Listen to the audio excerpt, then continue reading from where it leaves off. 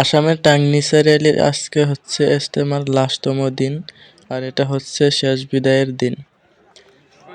তো শেষ মুহূর্ত এটাই দেখেন কতটুকু মানুষ একসাথে জড়িত হয়েছিল।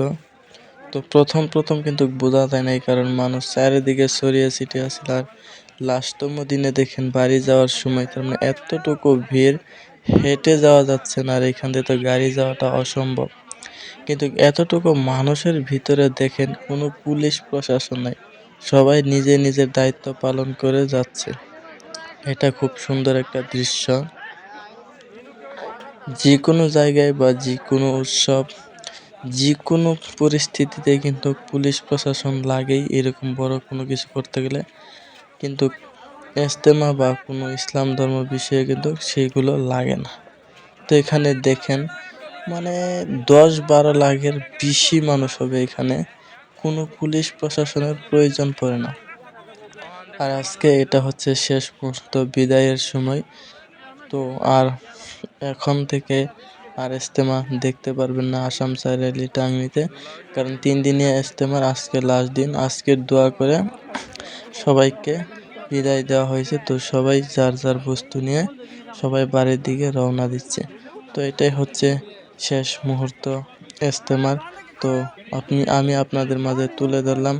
আপনারা ভিডিওটা শেয়ার করে সবাইকে দেখার সুযোগ করে দিবেন। এতটুকু ভিড়ের মাঝে তথাপি কোনো পুলিশ প্রশাসন নাই, সবাই নিজের দায়িত্ব বজায় রেখে সবাই আগে যাচ্ছে। তো আমরা এখান থেকে হেঁটে প্রায় 10 কিলোমিটার হেঁটেই গিয়েছি, এতটুকু জাম, কারণ মানুষের জন্য, গাড়ির জন্য যাওয়া যায় না। এটা তো কম গাইস, আমরা আছি মাঝামাঝি অবস্থায়, তার মানে যেদিকে তাকানো যায় খালি শুধু মানুষ আর মানুষ। বললাম না যে আমরা 10 কিলোমিটার হেঁটে গিয়েছি, তাও ভিড় কমে না। এতটুকু মানুষ হয়েছে আসাম টাঙ্গিসা র্যালির ইজতেমায়।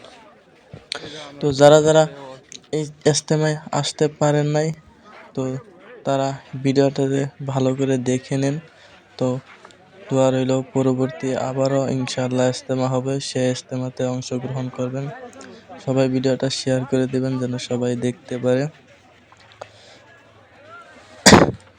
তো আজকের জন্য ভিডিওটা এইখানেই লাস্ট। তো সবাই ভিডিওটা শেয়ার করে দিবেন ইসলাম ধর্মীয় লোক সকলের কাছে, যেন সবাই এই ভিডিওটা দেখতে পারে আর ইসলামের সৌন্দর্য উপভোগ করতে পারে। তো সবাই ভিডিওটা প্রচুর পরিমাণে শেয়ার করবেন, লাইক কমেন্ট করবেন। ইনশাআল্লাহ আজকের মতো এইটুকুই।